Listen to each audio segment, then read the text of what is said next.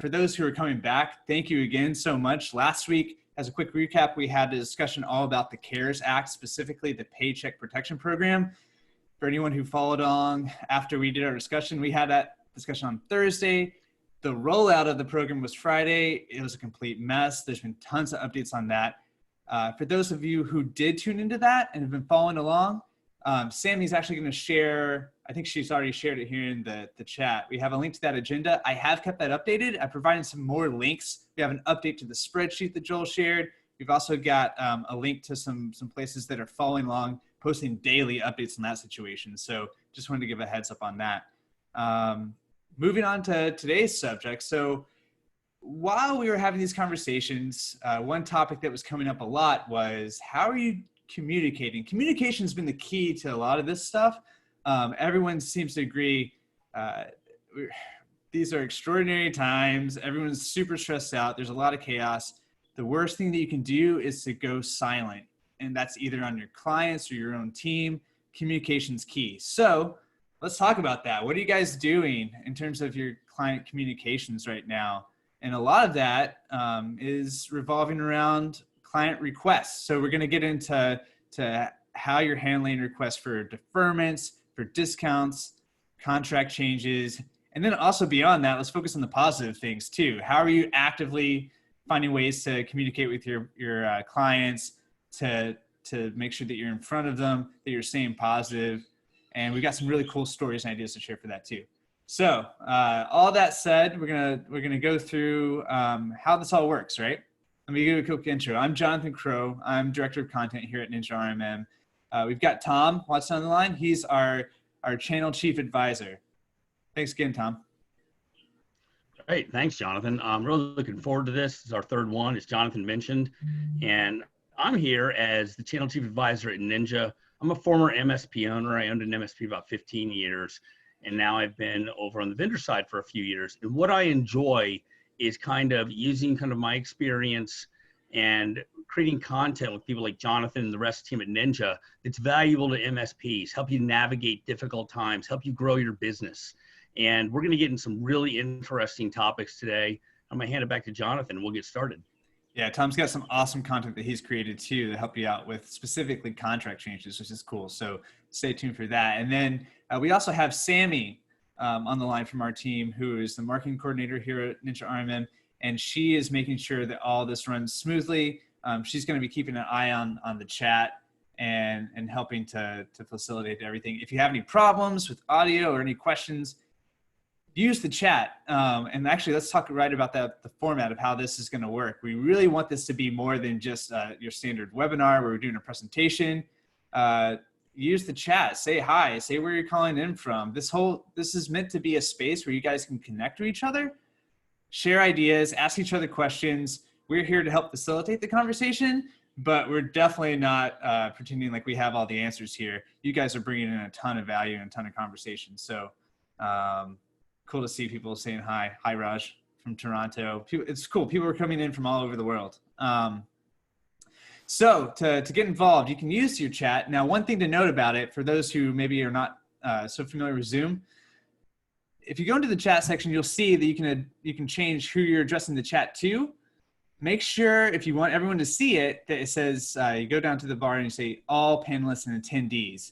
If you want to send a note to someone privately, you can do that too. If you want to send something just to us panelists, you can do that as well. But make sure, there's a lot of people who get like lots of great comments like, oh, you're sending it to just the panelists. You got to change it to all panelists and attendees so everybody can see it. The next way to get involved, Q&A. So this is primarily, feel free to ask questions in chat. Chat gets pretty busy. If you want to make sure that there's a question that we address, you can dump it in Q&A as well. And actually, participants, you guys can keep an eye on Q&A and you can answer some questions there too. Also, that gives you the opportunity, if you want to ask something anonymously, not have it connected to your name, that's a good alternative for you to do that there. And then finally, we want to bring you guys on here too to be able to not just chat, but to talk about your experiences. Like if you have a really good idea that you've had, a really good story to share, we want you to come and join the discussion. So we're going to open up your mic. A good way to signal you want to do that is to raise your hand. Okay, cool. So that's the housekeeping stuff.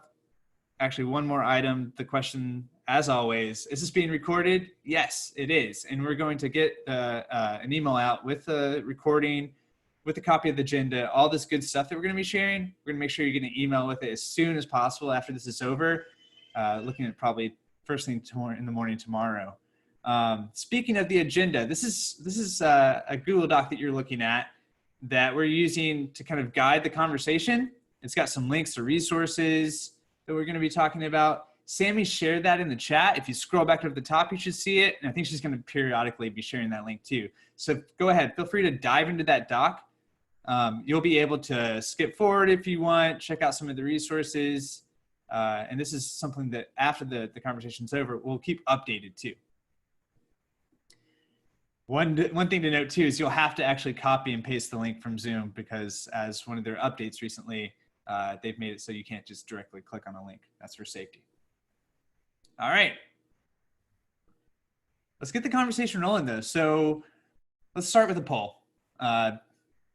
This is a little bit of a downer question. I promise all this conversation is going to be a downer, but this is important to note. I mean, this is a very challenging time for a lot of people. So have you had clients ask to put their services on hold or cancel? This is something we asked about last week too. Just wanted to try to get an update here.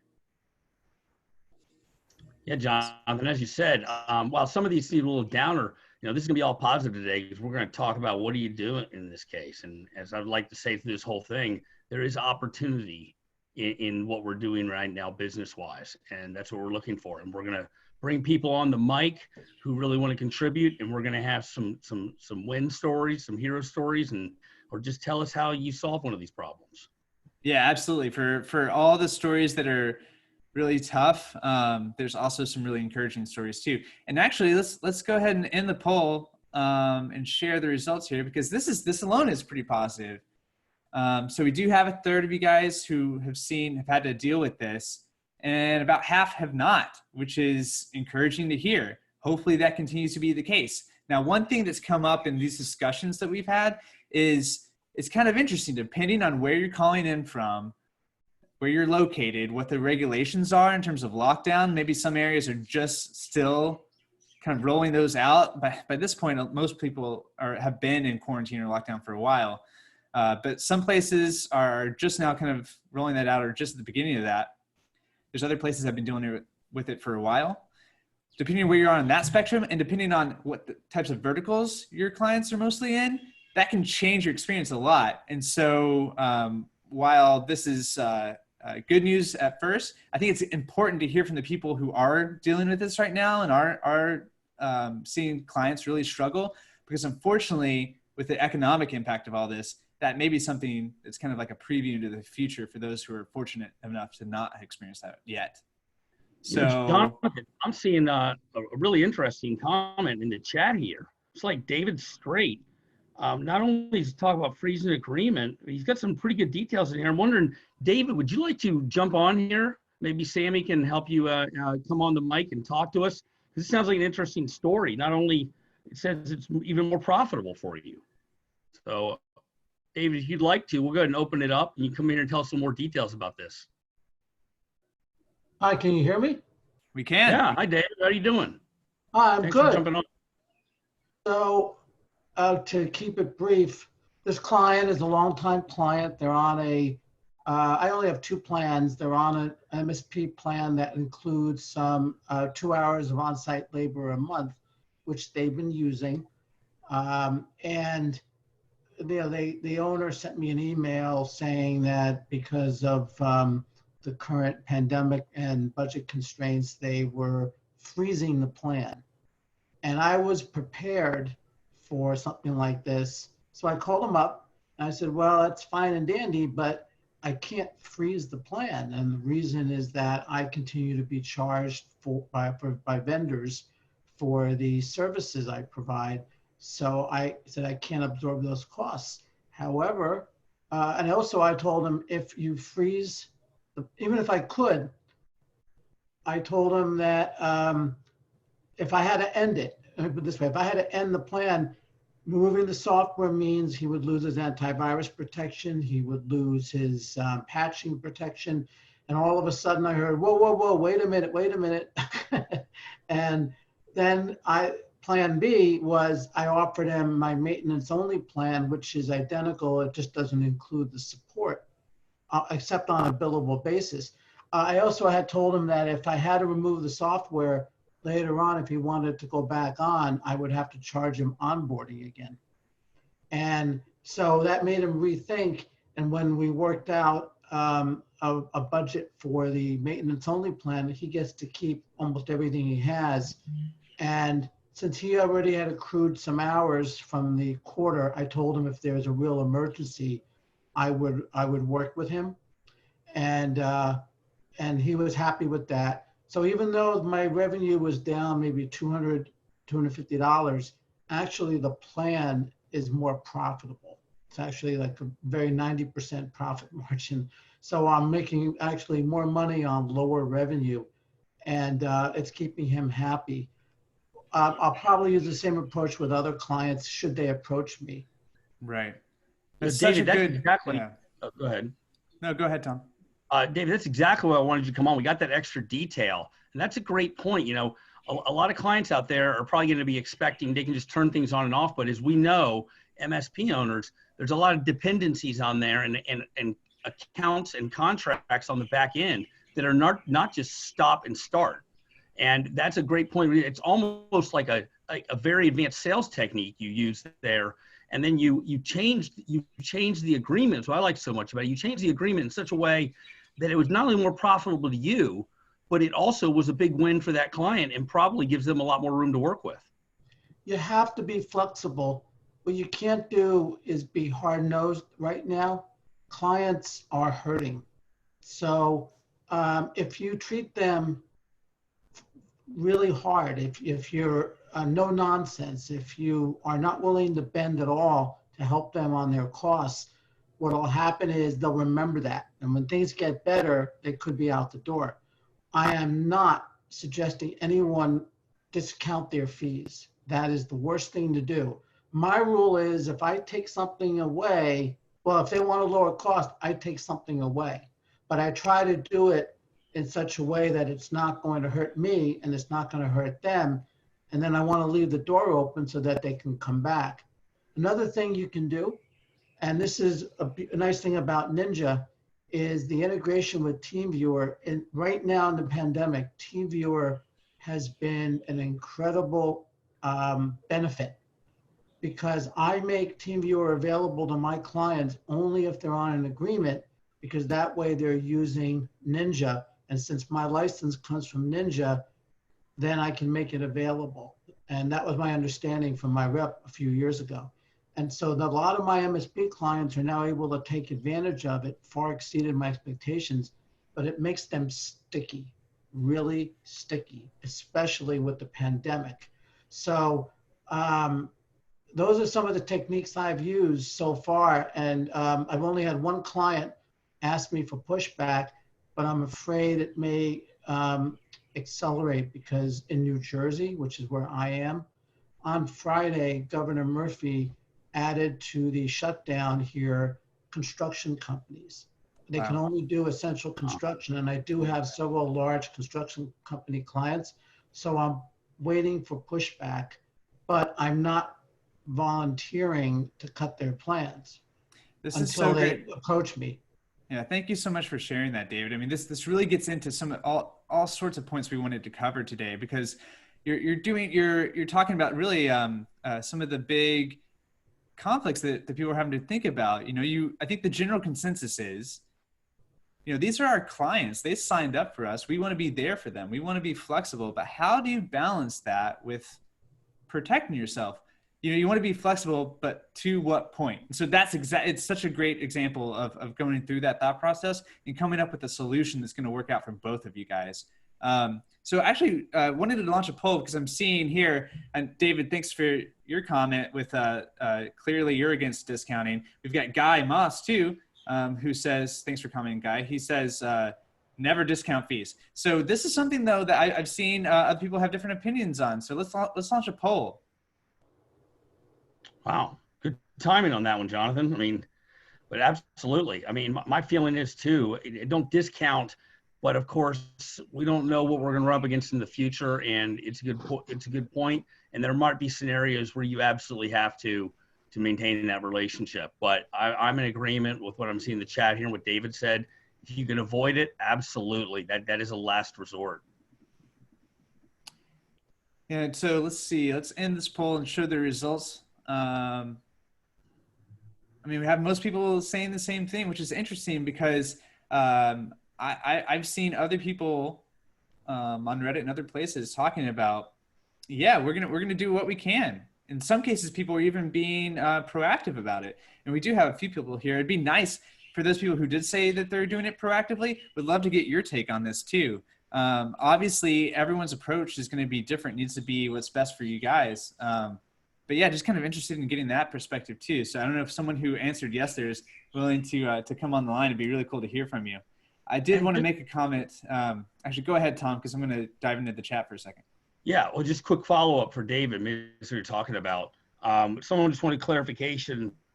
Did you just say the client is using TeamViewer to remote into their workstation from home? I have them set up so that they're using it from home to access their office machine in most cases, yes. Okay. Well, thanks a lot, David. Appreciate you coming on the line. My pleasure. Yeah, and then so really another point I wanted to bring, so like actually share the results there. So one other point I wanted to bring out is this is a good reminder of so many clients. I mean, you want to believe they know exactly what you're providing them, but a lot of them don't. It becomes squishy, and then they're dealing in a stressful situation like this. They've got a lot going on. They're trying to make some fast decisions. What I like about David's approach is this, it gives a good, helpful reminder of, hey, you realize when you freeze, like you're no longer protected. You're opening yourself up to security risks. It gives you a good opportunity to kind of remind people of exactly what it is you're offering.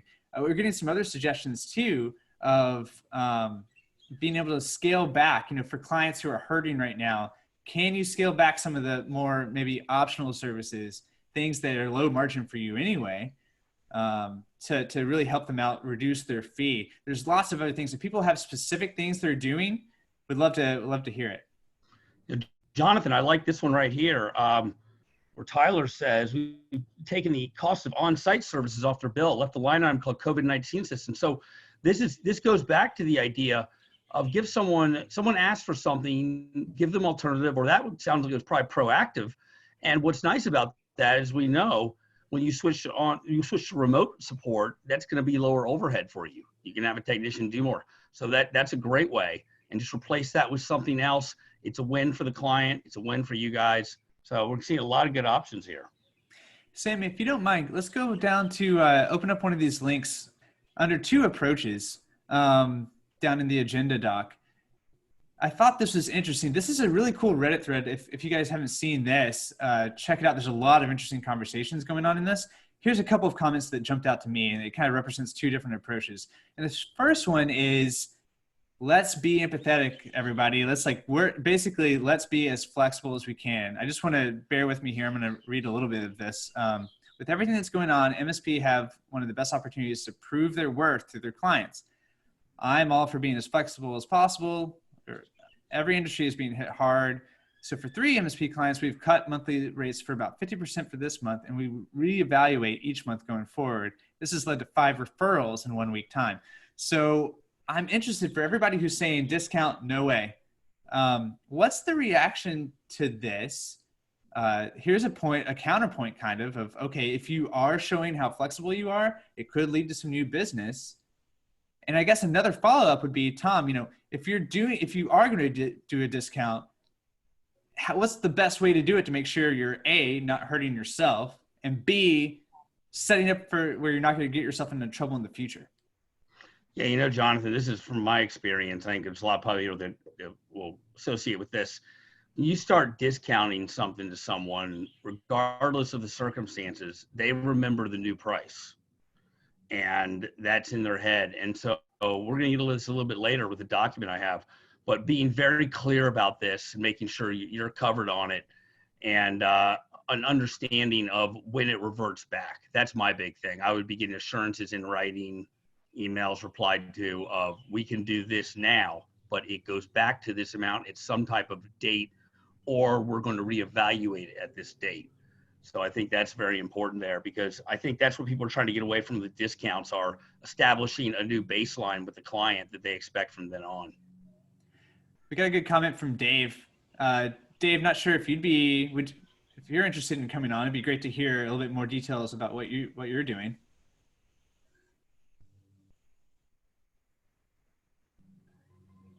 Okay, I think I'm unmuted now. Yeah, you are. Sweet. So I agree with everybody that giving someone a discount is not really the right answer. Once again, if you can perform the same services at that same discounted rate, you're right, it's hard to go back. But instead, what we do is we defer the billing at a discount for the time period that they need the help, i.e., we might discount by 25% for the next 3 months. But then after those 3 months, we take that 25% and add it back onto their normal billing rate. So we kind of deferred it during the hardship period, but we didn't actually give away money, so to speak. Now, Dave, I have a quick question on that. When you went through this, how did you get it approved, everything? Did you have them sign something, addendum to your contract? How formal did you get with this? An email. So an email to the principal and simply said, this will be our arrangement, reply back with a green light approval that this will help you through this time. And for us, it's all about relationships. So when the principal gives us back that email that says, yes, let's do that, then I just take that and forward it to our accounting, and everybody knows that that's what's happening. And but I don't have them re-sign an addendum or a contract, because it's an existing relationship with an existing client. Right. Yeah, that's good. If you have it written right, good language, that's definitely a good approach. My only question would be, if this goes on further, and maybe there's another series of these kind of stay-at-home orders, that kind of thing, do you have kind of like in your head already a preliminary plan about how you would push this forward or alter it a little bit? Yeah, I mean, I have to admit, this is unusual times, no doubt. Sure. But we've had situations before where clients have been impacted. I mean, as a fast example, a music label client was impacted because of that industry. So in their case, they needed 4 months. And but our agreement was at the end of 4 months, they actually signed a big label, and we got paid all of the deferred 4 months at one time at that 4-month milestone. So I think you have to be flexible, but you have to have a plan that everybody's agreed to up front. And that way, you know, if that date did come and there was still an issue, you have something solid that everybody knows that this is what's been agreed to, and then you have to deal with that. But the bottom line is you don't want to lose the revenue stream of the client. So if someone's paying you $6,000 a month, you just don't want to let it go without being flexible if it's in good faith. Yeah, that brings up a good point. You know, and we've got some of these acts and grants coming out where some of the companies that you all are working with might be getting some lump sums of money later on. And I know one of my favorite things to do with really well-heeled clients, or clients that had large portions of cash in certain times of the year, is I would get them to pay for 6 months or a year up front and then give them a month free or something like that. So we might be running into situations like that where all of a sudden the money comes in and you've got a situation where you can even leverage that for a lot more money in your pocket, and the client knows they're covered for a period of time. Yeah, totally agree. And a good example is the stimulus money that's out right now for small business. And while no one knows exactly when the money will be received, the idea is that it will come in. So you say, I'll defer, meaning discount, for X number of months. Once you receive your stimulus fund, you agree to pay that allotment back.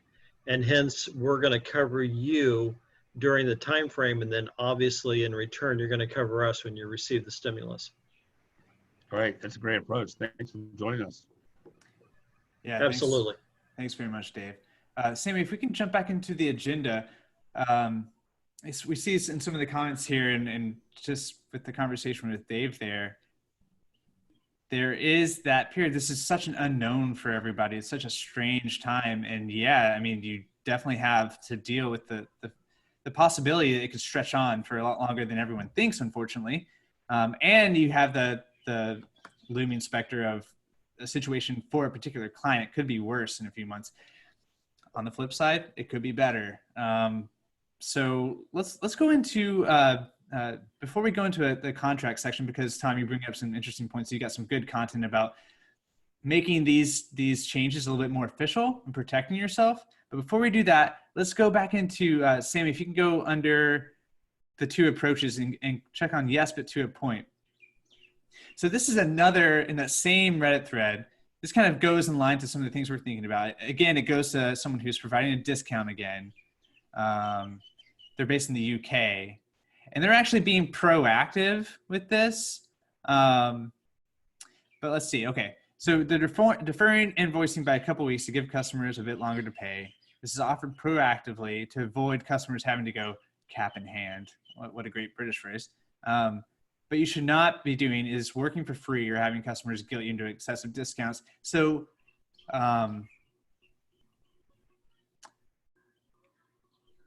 and so again, it goes kind of like back to that, riding the line between wanting to be there for your clients and really in this crucial time for them, being a resource that's going to be remembered in a positive way, and trying to ride that line between that and keeping yourself safe. You know, we had in a previous conversation, one of our good kind of community partners, Alex from Lifecycle Insights, was sharing a story where the MSP he operated back in 2008, there's a client who basically he and the client came to an informal agreement where the client said, look, I'm really struggling right now, but I will make sure you get a check once a month. It may be for $50 for a month, but I'm going to pay you something. And Alex made a commitment to stand by him. Fast forward 10, 15 years later, that's still a client for them who's recovered and they're on good terms, and it's been a source of referrals too. So it's a great opportunity. I guess the positive side of this is if you work with people and you can find solutions like Dave and David just talked about, this will be remembered. Yeah, I know, Jonathan, I think I'm looking at the chat and I'm seeing a general kind of consensus on one issue is don't do work for free. Don't be guilted into it, and get what you can. You just had a great story there. Get what you can, because also you don't want a situation where you've given away too much and then that client goes out of business, something like that, and you were paying technicians, doing all this, and you didn't get anything out of it. So be reasonable, but ask for something. And you know, if you establish it's a minimum or they're going to pay for it, try to quantify it somehow, but have it down in some kind of format that they're going to pay you an amount and that they're going to make up to you when the time is right. Okay, so let's dive into the material that you brought to the table here, Tom. Sammy, would you mind going back to the agenda and then opening up, if you go down to making changes to contracts? Actually, before we do it, let's launch a quick poll. Do you feel that your managed services agreement, as it currently stands, adequately covers the current situation? Are you confident in your agreement right now that you're protected, or is this very unusual times?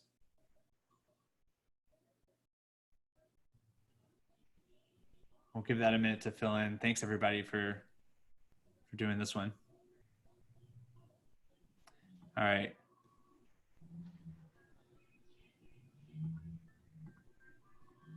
So it looks like here, and this went up a little bit more, the big answer here is it could be covered better, right? Yeah. Very few yeses, 100%, I feel like my agreement's covering me here. And so I think, Tom, that leads you right into some of the stuff that you brought. You want to talk about it? Yeah, this is interesting. So I was thinking about the same thing, and there's a larger project we have at Ninja I'll clue you guys into at the end of this.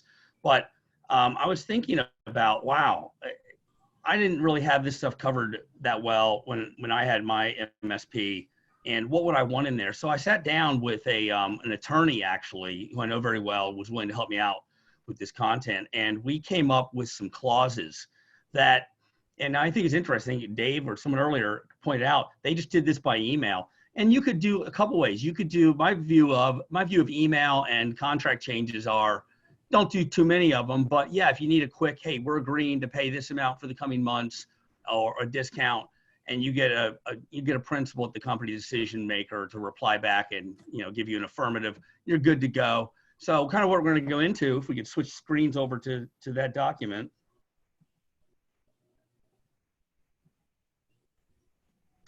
And just go through a few of them here. And one is, this is kind of an updated force majeure, you know, piece that should probably be in most people's contract. Most people probably have something like this. Before you dive into it, Tom, just wanted to mention to everybody. So you do have, we can share, Sammy, if you don't mind, in the comments here to everybody. Let's go ahead and share a link to this doc, and then also the agenda again, so everybody can follow along too.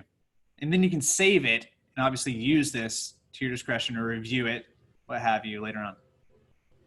Yeah, and I think just the main thing is here, it's you know, you can read into any contract, stuff like that, but you want things as clear as possible. And interestingly enough, I think a lot of contracts out there don't mention the word pandemic, because it's been a long time since we've dealt with this in the US. So we don't have it in there. So this has been basically an updated force majeure clause and added the word pandemic, but also some things in here: acts of any government body, failure or delay of third parties or governmental bodies for whom approvals, authorizations, license, franchise, or permits must be obtained. So kind of some coverages here that not only due to the act event, such as a pandemic or you know, whatever else it is, a hurricane, whatever, but also what the government is ordering you to do. Because we, of course, all know that's affecting our businesses and it's affecting our clients' businesses. So a government order, even if it seems like we're at the tail end of something or we got something under control, at some point along this scenario, the government might still put restrictions. And so we want to make sure it covers that. Something else I have in here too, this is another clause I thought was interesting, wrote up: remote access to personal computers and or networks. We've been getting a lot of feedback. You know, you go in to use someone's home computer and it's not the right level of hardware, the internet connectivity is not great, the security of that machine, and this kind of covers some of that. And it also has work on a home or alternative network, unless otherwise is outside the scope of the agreement, may charge hourly.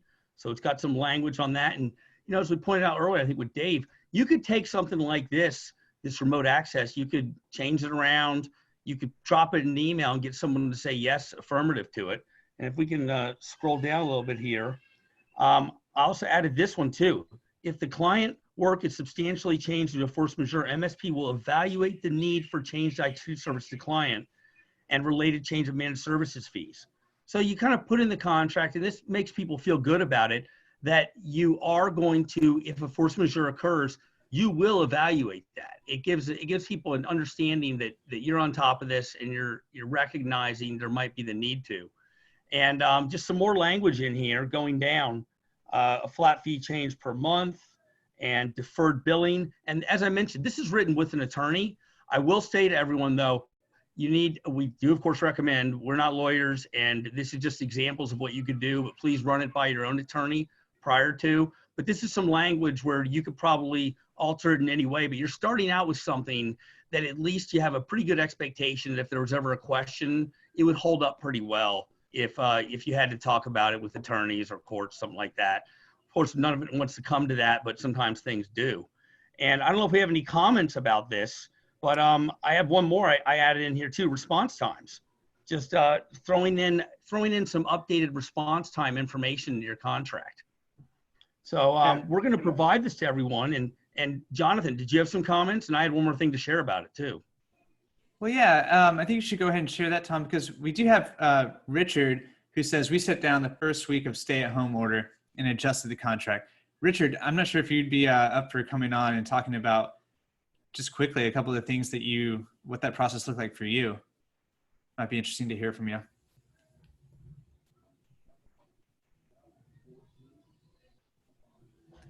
And Tom, while we get Richard set up, and Richard, if you don't want to come on, that's just let us know. That's totally understandable too. But if you want to, we can get you unmuted.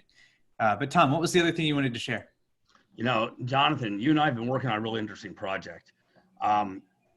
over time, Ninja's gotten some requests about, hey, do you have a managed service agreement I could look at, something like that. And I'll tell you what I've done. John and I talked about it, and I spent about the last 6 weeks, and I wrote, based on my previous experience, a managed service agreement. And it's a really interesting document. It is totally customizable, beautiful formatting. It's got places to put in your own services. It's got contract language, response timetables, tables of services offered. And while we're not releasing that right now, I want to let everyone know, in light of what we're having here, these clauses you're seeing in here, a majority of them, with the exception of deferred billing, stuff like that, they're all built into this managed service agreement that we have written. And at some later date, we're going to make this available as a part of one of the events we're going to do. And we're really excited because even if you already have a great agreement, I know as managed service providers out there, you would love to at least see what other people have or maybe pull some language from it. So that's just a little preview of what's to come in the coming months. Yeah, we got a note from Richard saying the mic isn't working, and thanks anyway, Richard. Appreciate that. But yeah, actually, you say we're not releasing it widely publicly yet, but I mean, if anyone's interested here on getting that from Tom, just shoot us a note. Maybe the easiest way to do that is to you can message me here in the chat, or you could respond to the email that went out for the invite and just let us know, hey, yeah, I'd like to see the agreement. So let's shoot back. Yeah, we already got some takers. That's great. So let's shoot back to the agenda, and let's shift over a little bit. Well, I guess before we do, let's talk about another kind of the unfortunate things. A lot of people asking, okay, what happens when clients, when the situation for them gets worse? Are people having to deal with kind of chasing late payments right now? If so, how are you doing that? Are you actually going through it or the process? Are you kind of handled to deal with an uptick in that? Just kind of curious from what people were seeing. Yeah, I think that's a great point, Jonathan. And that's something when we later do that managed service agreement content, I'm going to get deep into. I have a lot of views on billing, and I know what it's like chasing people down for money, and that's painful. And anyone that's got a really good story of that, we'd love for you to jump on and maybe tell us kind of what you've come up with an alternative, how you're handling that, any particular language you use, what that negotiation looks like. But we all know it's coming at some point. Yeah. And it goes back to, I guess, the one way to think about this is there's the problems, but we're interested in what are the creative solutions, right? And people are finding ways to work this out. David and Dave both have example of coming to different solutions with their clients.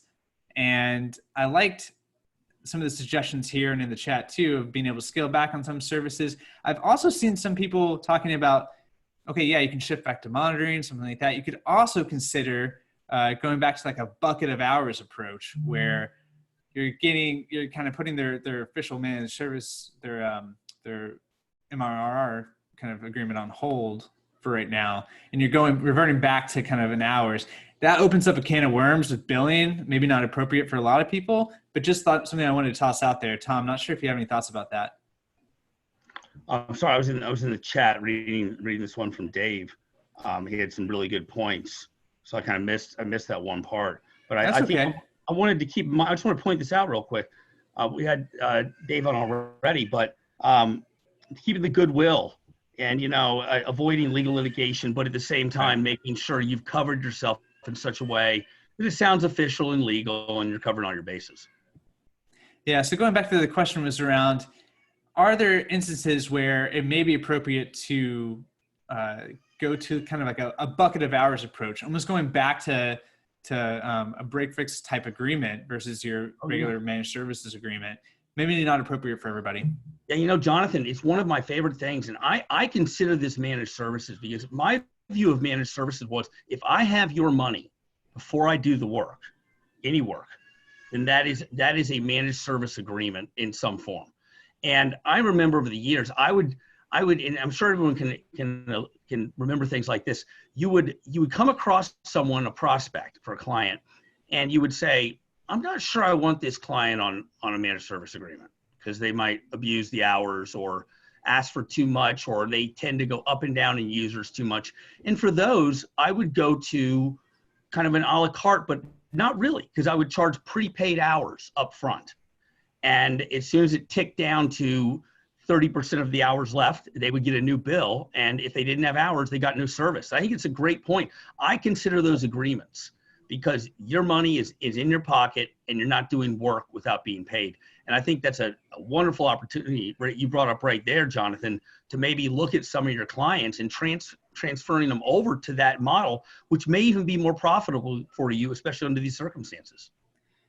Another thing that's come up, and again, would love people in the chat to chime in here, but how are you handling clients who have furloughed users, furloughed employees right now? It brings up a whole thing where, actually, Sam, if you don't mind going to this, again, another Reddit discussion.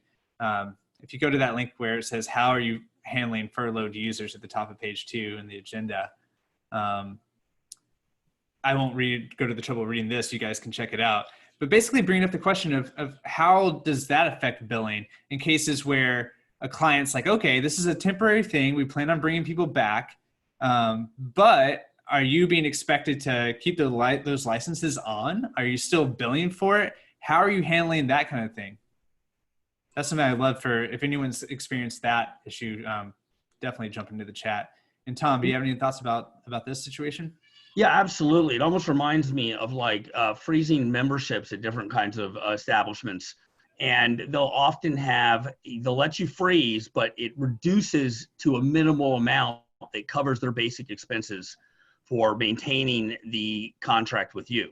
So it might be something where you allow someone, like, let's say it's a restaurant and they're just shutting down for now. But you know, you've got some startup things, you got them on Office 365, whatever like that. Maybe you cut it down so you're just charging them that it covers your overhead to keep kind of the lights on in terms of those services. And you kind of document that. Certainly take some of those phrases I've written and adapt them to that kind of model. I think that's a way to do it and still extract something. But going back to kind of the point everyone's been talking about earlier, don't make it a situation where you're losing money. So that cover your basic costs. All right, Sammy, if we could jump back to the agenda, I think we can move forward to in a different direction here where let's talk about communications in general. I'm really curious what people are doing to figure out what are ways that we can be proactive here. How are your client meetings? How are you still holding that now that you can't do that in person?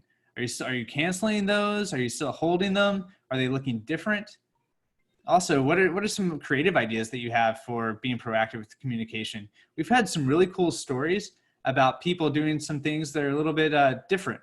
And one idea that we were talking about here is, you know, these chat groups that we're having with you guys have been great for us. Hopefully they've been great for you. Why not do this with your own clients? I mean, you could go and send this out. It could be a specific vertical if you're highly concentrated in one area and you want to get your business owners all together. A big thing for this right now is nobody's going to have all the answers, but you can show yourself as a leader, not just a thought leader, but also a community leader for your clients, just purely by connecting them together and giving them a space where they can talk to each other about, hey, here's what we're dealing with. As a business owner, you guys know, hopefully you do have a few other fellow business owners that you can talk to. Hopefully this community is growing. Hopefully you've got other places that you're going to for that, at the Discord groups, Slack groups, what have you. But a lot of times it can be a lonely place. And so can your clients, would they appreciate you tossing together a webcast meeting like this, where you have an agenda but you really just open up for discussion? It could be a great way to build some goodwill and really get those people to view you as, hey, these guys really have our backs.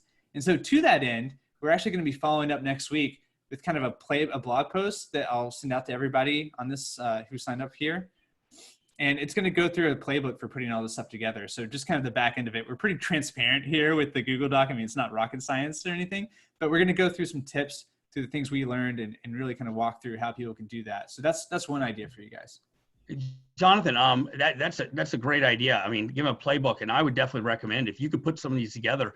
I had an interesting story in the newspaper where a local restaurant chain, it's a very well-heeled restaurant chain, is still doing kind of takeout delivery, but they offered to other local businesses that were still operational in the area that they would give them discounted delivered meals.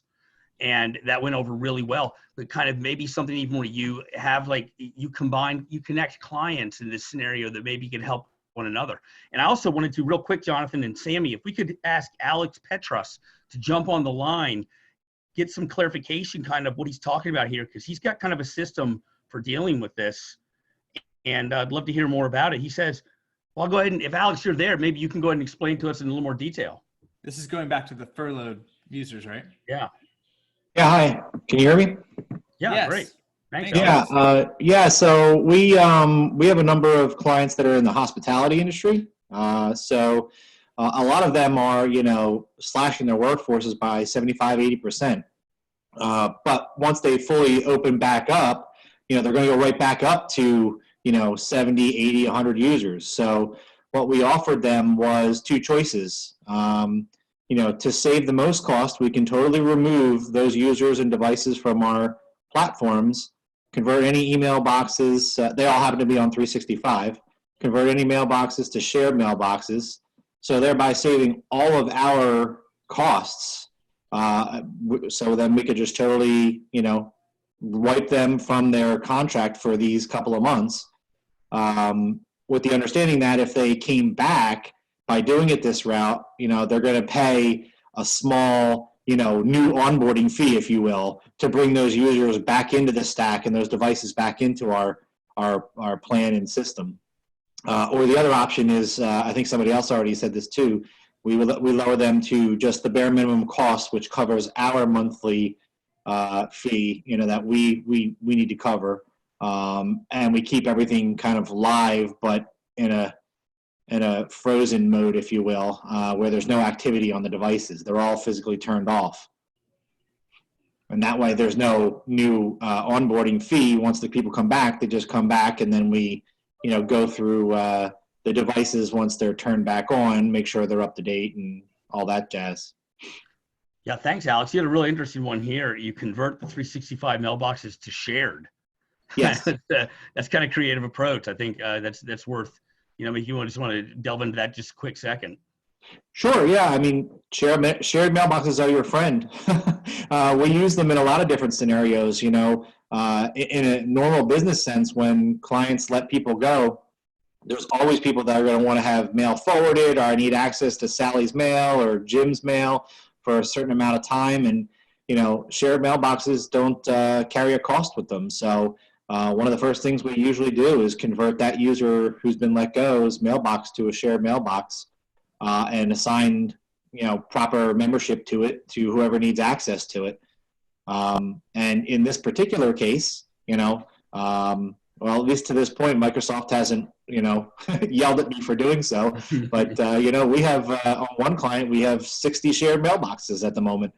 And, there's only maybe like 10 people left that are accessing all these mailboxes for the time being. So, and then, once you convert them back, it's a little bit of, work on our part, but it's much, much easier than having to recreate people from scratch. So, and the continuity of what email was there before for them is a huge bonus. So. Yeah, that's great. Thanks, Alex. And something I want to note here too, someone talked about dropping O365 full users down to Exchange Online. I wanted to make kind of a general statement about that. We've covered this kind of in past sessions. If you have a service you're delivering to a client, be it backups or Office 365 or something else, definitely reach out to your vendors and see if they have another plan. Sometimes they'll even have plans, you probably know, that you probably knows already, are not published, or lesser plans, or if you're using a machine less, or not as frequent backups, or whatever it is. But definitely explore that and just bring those costs down as much as possible, and not having to turn them off, as I think, Alex, you've clued into right there. That's very important. Yep. I think going back to how you're finding ways to communicate with your clients and be kind of a trusted resource right now, being someone they can lean on, who's getting some goodwill. We have a comment from Dan Comas, who's saying most of our client conversations have been about the PPP and SBA loans. Absolutely understandable. So again, I mean, if anyone who missed last week's session, we have a ton of resources around that in a webinar. If you find that useful, we can, I think you scroll back up to the top of the chat. Sammy shared the link to that. So feel free to use any materials from that and anything you're putting together. But I think that's a great example. You know, also the way we got that going was I got connected with an accountant who I interviewed, and he explained all this in a really great plain English way. And he was generous enough to come on and do this. Do you guys have clients who are accountants? Maybe you can ask them the same thing. Or going back to Tom's point, depending on what kind of clientele you have, maybe lean on them and let them have a chance to provide some other people with help. It's just further fostering this idea that, hey, all of us are in this together. We're going to get through it. Let's find out some solutions. And if you can instill that type of feeling in your clients, they're going to remember that it's going to carry on for years down the line. It's probably going to lead to some good referrals too. So we're running out of time here, running low on it. We're happy to go over as long as people are active, participating, and people want us to stay on the line. So I wanted to switch over into a portion that is more kind of like a end on a positive note, right? And let's share some wins. I'm just kind of curious, for all the stories we're seeing of people struggling, of some hard choices being made, there's also, in a way, there's definitely some silver linings here where people are seeing the value of your services in a way they wouldn't have in normal times. I'm just kind of curious, does anyone have what we're calling like a hero moment? Does anyone have a good win they can share where they help their clients they're helping them stay open right now? Or maybe they're getting some really good feedback, some very kind of personal, emotional responses from some owners that they're helping in a very crucial time for them. If you want to share in the chat, or happy to get some people on the line too. You know, Jonathan, I think I saw somewhere in here where someone mentioned they had added a number of clients of late.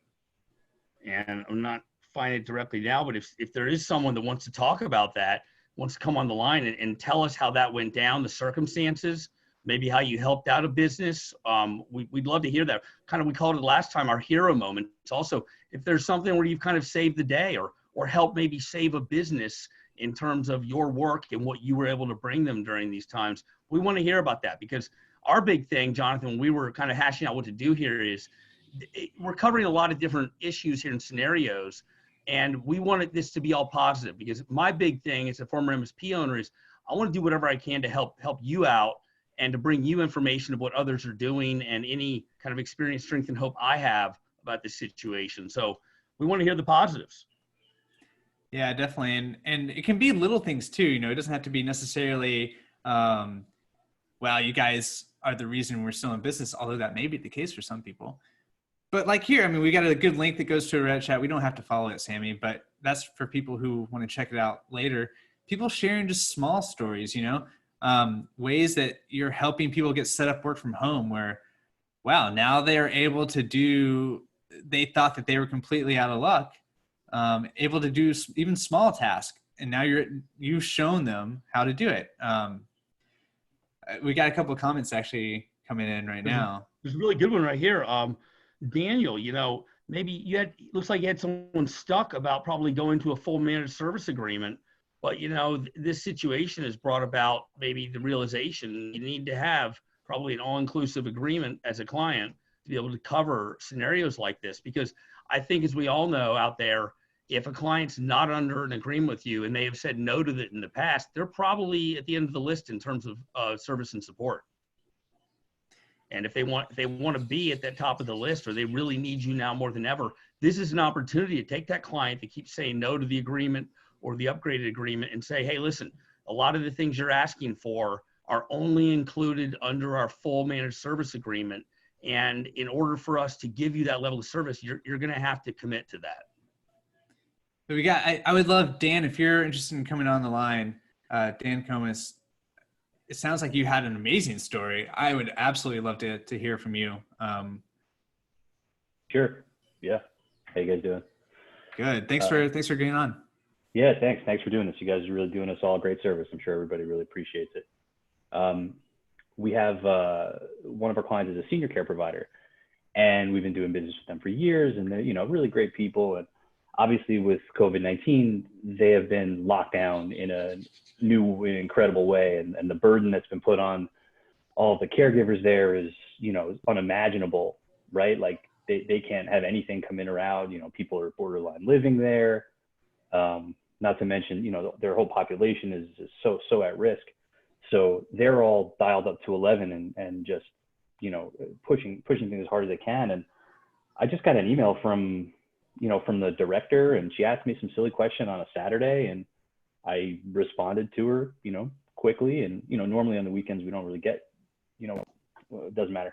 So I responded to her quickly and just sent her a little message along with it, you know, an attaboy, if you will, you know. And like she wrote back to me like essentially in tears, just at the fact that like we were responding to her in the moment, and you know, just that she, you know, she came back with this big message that, you know, you've always had our back, you're always here for us, we rely on you so much, we're so grateful to have you. You know, just like the nicest stuff you could say. Like she got me going, you know. And it was just, you know, a great moment in the middle of all this stuff where, you know, we're in this business because we really like helping people. And, you know, she saw that she recognizes that that's what we're doing. That's why we're doing it. And, you know, being able to be a resource for them in a really, really hard time was just, you know, the make it all worth it moment, you know? Absolutely. No, Dan, I think that's a great point. And I want to point something out that Dave Siebert has. He had some great suggestions today. You need to document that. That's an excellent story. And at a minimum, maybe get a quote as a testimonial, make some kind of case study out of it down the road, or at least note that, at least document what you just told us in some detail, because that's something that people need to know about your company going forward, even once we've moved past some of these things. And that is also on top of that. I mean, listen, we're marketing people. We would look at that and go, that can be used as a positive to show how you go above and beyond and what people think of you. And that not only is marketing, but also it shows value to your community as well. It's a great story. Yeah, great story, Dan. Thanks for sharing it. I mean, it is funny. I mean, this is obviously such a stressful time for people. And even the small gestures can mean so much. And what a great reminder of the good things about this job, right? So thank you so much for sharing that. My pleasure. Thank you, guys. And regarding the case study point, just to back that up, we did a study earlier in the year where we were looking at MSPs' uses of video. Video is still a new format for a lot of people. There can be some hurdles there. It's getting easier all the time though with some tools. I can share a link later on for anyone who wants it about kind of some how-to of how to use video. But we went and looked at some of the MSPs who we thought were doing the best job of this. And I remember coming to a case study, and we actually had a poll, made the blog post open to where people could vote for the best video in certain categories. And the case study was one of them. And the video that won was a story of a customer who, it was a school district in, I believe, Paradise, California, which last year during all the forest fires that they were dealing with, everything got burned, destroyed. And this MSP was integral in helping them build back up. And by far, I mean, it was such a powerful story. And I guess going back to silver linings, right? I mean, this is kind of what we're all in business for, right? It's not just helping people during the good times, it's helping people when they need it most. And so to Tom's point, I mean, capturing the stories now, using those, telling those stories, what a great reminder to your current clients of who you are and what you care about and that you're there for them. And also what a great testimonial for prospects too. Yeah, Jonathan, you know, absolutely. I know we're going to wrap up here, but we've got Jim McCarthy on the line and he'd like to talk to us. Jim, thanks for coming back, Jim. Hey, again, thank you for putting this on. But yeah, I have a cool little story I can share with everybody. So, you know, with this going on, your clients, if you're really taking care of them, they're going to have a lot of great things to say about you.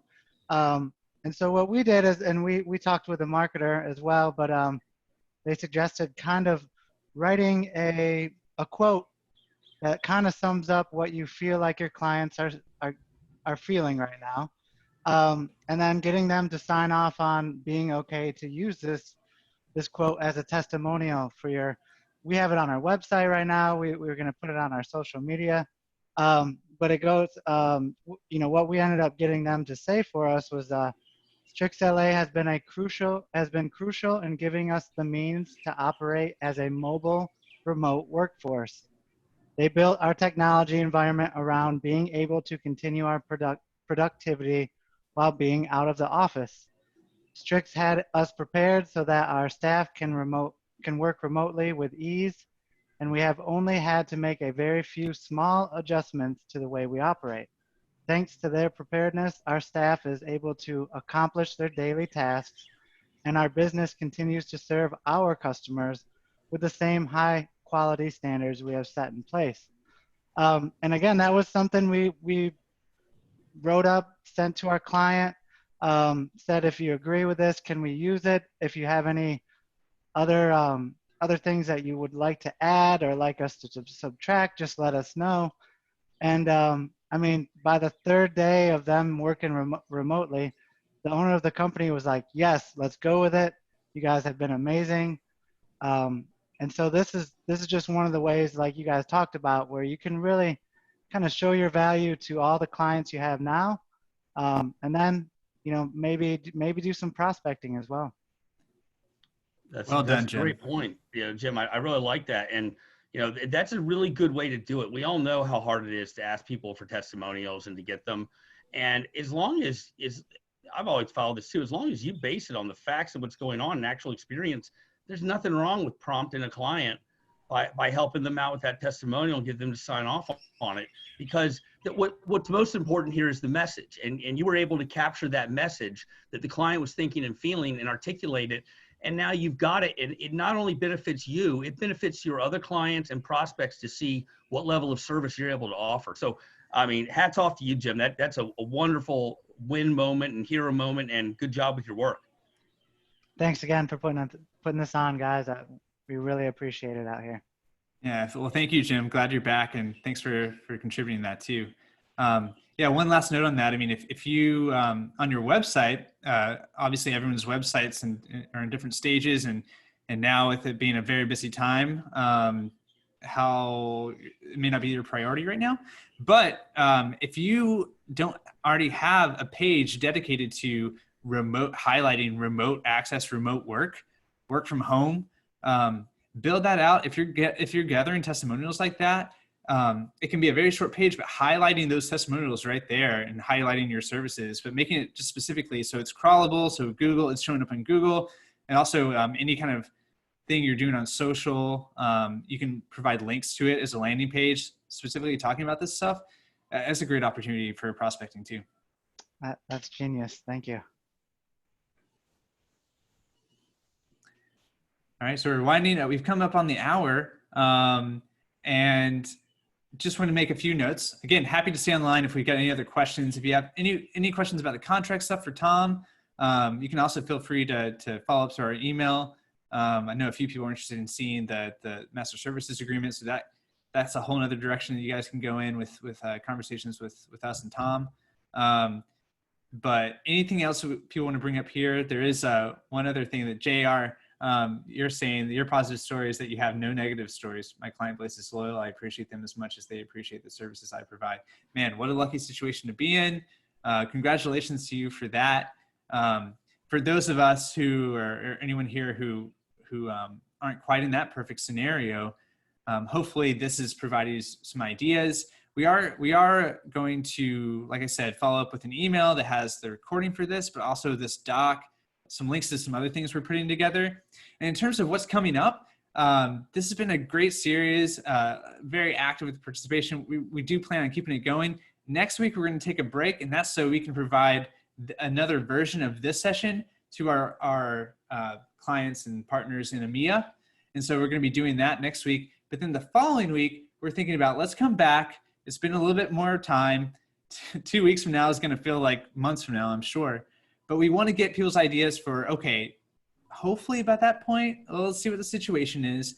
But we want to cover how are people continuing to not just keep the lights on for customers and stay functioning, but how are people getting new clients too? Because we're gathering from our customers and from other partners in the community some really cool stories there. So that's something to keep an eye out for.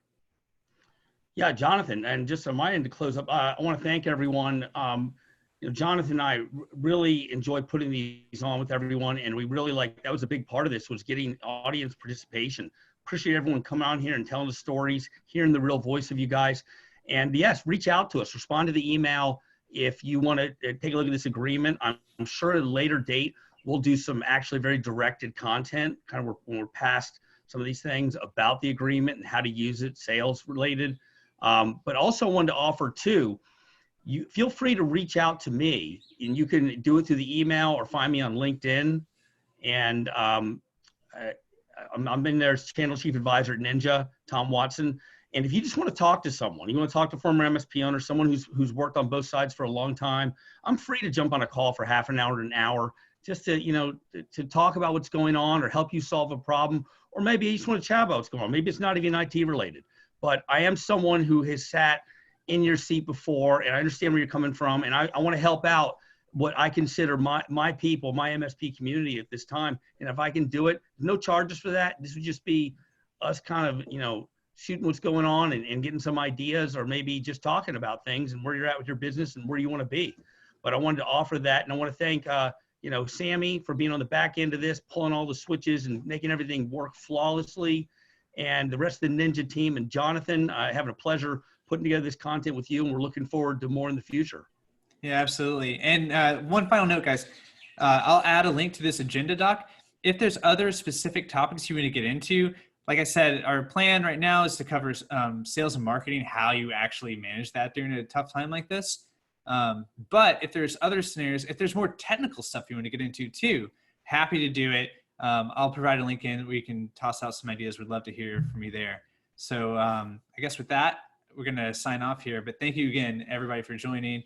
Hope you got some value out of this. And stay safe, everyone. Good luck navigating these. It's a hard time, but I think a big takeaway here is there's opportunities and there's silver linings. So good luck with all that. Thanks again, and take care. Thanks, everyone. Stay in touch and reach out to us about what you want to see next. We're open. Thank you. All right. Bye, everybody.